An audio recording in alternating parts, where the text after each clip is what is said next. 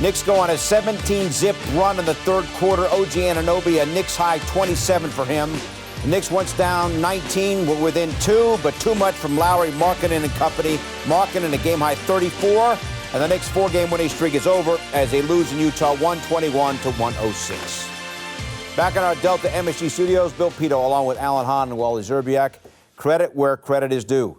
You said you were concerned about this game. I don't know that the rest of us were, but your concern was justified for sure. Why were you so nervous about this coming into it? Listen, the Jazz are really underachieving to start the season. They're 1-5 at home coming into this game. They're a better team than that. Knicks have always struggled in Utah. They had 2 days off. This was an interesting start time, 3 o'clock in the afternoon during the day. The bottom line is, the Knicks didn't shoot the ball well, and in order to win in today's league, you got to make shots, especially from the three-point line. They got outshot from the three-point line. 3 of their key guys didn't shoot it well. Karl Anthony Towns didn't shoot well. Brunson didn't shoot it well. Bridges didn't shoot it well, and you're not going to win a lot of games like that. The Knicks cannot rely on their defense anymore to carry them to win games unless they play at a high level offensively. The strengths were weaknesses in this game, right? The strengths of this season for the Knicks were weaknesses. So the three-point failure that Wally's talking about, 33%. This is a team that was one of the best in the league in shooting the three, and they had an awful night from downtown. Rebounding has been a strength for this team. Defensive rebounding especially awful. They got out-rebounded by 12 in this game as well. And it's the start of the game that was a mirror of last year when the team went to Utah. The same thing happened. They chased the scoreboard the entire game, missing the first 6 threes. It allowed the Utah defense to do what they want to do. They have so much size. They took the paint away, and the Knicks could not make the threes that they had been making throughout this whole season. A bad shooting night, one they got to forget about. Knicks took 51 threes, tied for the 3rd most in franchise history. They only made 17 of those.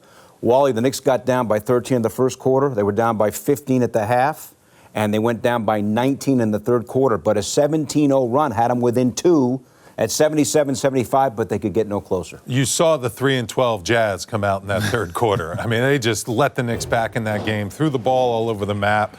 Knicks completely took advantage and gained the momentum, led by that guy, OG Anunoby. He really showed up to this game. He shot the ball really high level.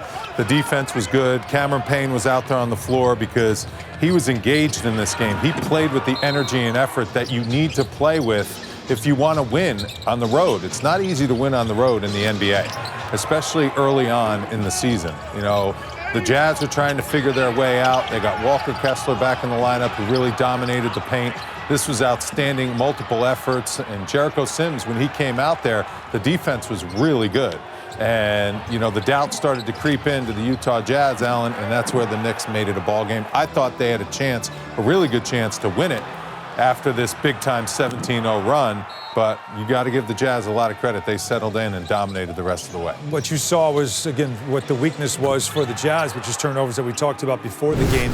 18 of them. The Knicks got a ton of steals and a lot of points off turnovers in that run, and that's when, of course, if you're a little harder, you bring in your better players and you stop the bleeding. That's what he did, so the Knicks couldn't do much more there. But the shooting numbers is the story of this game.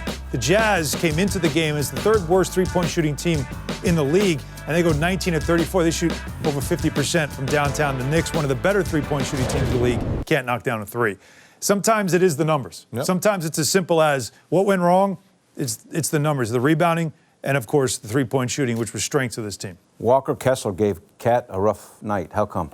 Kessler has length, tons of length. He is why, if he is on the trade market, which is some of the rumors, that is a lot of teams that would be interested in bringing him in because of how much he impacts the game. He didn't just impact Karl Anthony Towns in the paint. He also impacted Jalen Brunson. Every time Brunson got switched or tried to get into the paint, Kessler clears a lot of space and covers a lot of space. That long arm comes up, and you have to shoot over it, and you could see that it keeps a lot of those guys that got into the paint off balance. He impacted this game tremendously tonight. He intimidated the Knicks. They settled for 51 threes. They didn't want to go challenge him in the paint that much. And, you know, he's the kind of guy where he's versatile. He can guard Jalen Brunson. Jalen Brunson, when he gets switched on with a big man, he's got to figure out a way to attack that matchup, I think, a little bit more.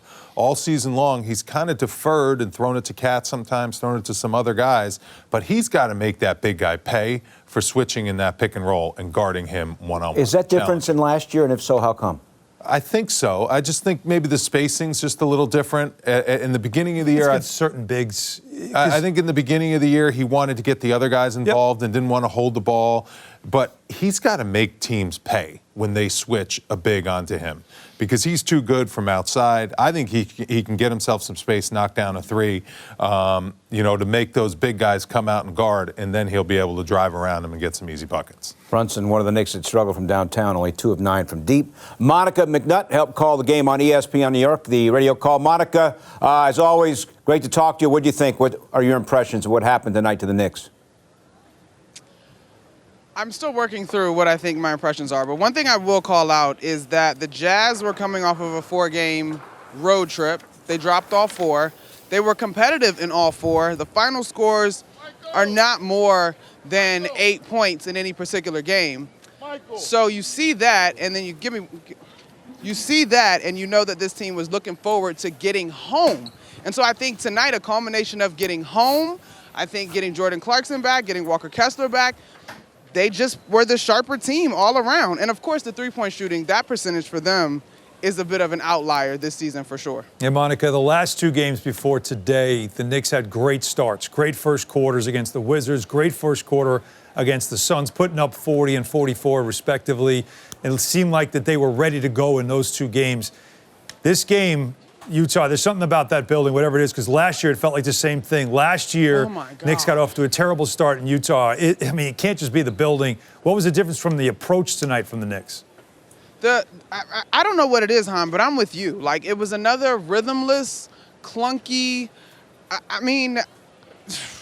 I think the approach, for one, there's way too many turnovers, for one. And I also think that the Knicks, frankly, settled for threes. I thought there were opportunities for them to score in the paint, try to get trips to the free throw line or at least higher percentage shots once they realized that no one named OG Anunoby was able to hit from behind the three-point line tonight. And so I don't want to say that they took this team lightly because that's not indicative of who this team is or the way that head coach Tom Thibodeau prepares them.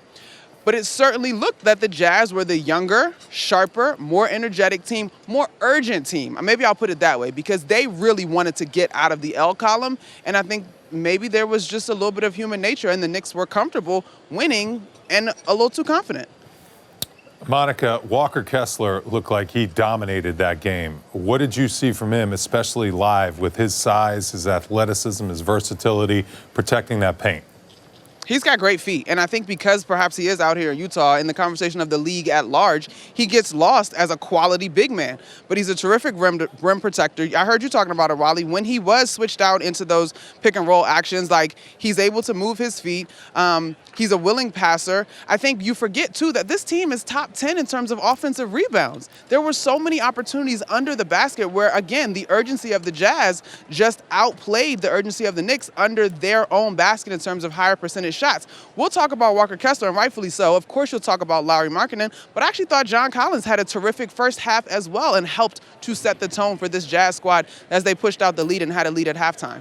Okay, Monica, have a safe trip to Denver. We'll talk to you Monday night. Thanks, guys.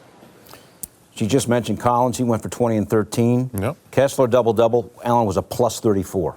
That's huge, yeah. And that Plus shows 34. you his impact. That shows you right there his impact. They have missed him. There's no question about it. But his length, his ability to switch, there's so much about it. And that's why there were a lot of rumors about him possibly being on the trading block. He is going to be a player that a lot of teams are going to want to check in on. Why doesn't Utah want to keep him? Pay. It's about money. It's due to pay. Time to pay him. Cat was a minus 34. Yeah, and that's a big number for Cat. And you alluded to going up against a guy that's a true 7-footer with that kind of size. Cat was off from the three-point line. He shot 1 for 9 from the three-point line. He had clean looks. He was short on those three. He did have good looks from three. He did. And he had 16 rebounds, too. So, like, even though he didn't shoot well, the effort as far as getting on the boards was certainly there for Cat. And there's something to be said of coming from Phoenix when it's warm, your body gets into like the game quickly. You get you're sweating immediately. It's hot. You got a little bit of heat and humidity that kind of gets you going, and then you go to snow laden. It's cold. It's dry, and the altitude, hits you. You got to be ready to play there. You want to get, that second wind by going hard in warm-ups, by going hard in shoot-around to make sure when you're used to a little bit of different breathing and perspective and altitude and stuff like that compared to Phoenix. So, Knicks were not ready for that, especially because I agree with Monica. They got outworked today. And when you outwork a team, you're going to get the win. And that's what the Jazz did. More altitude coming Monday. Denver. That's right.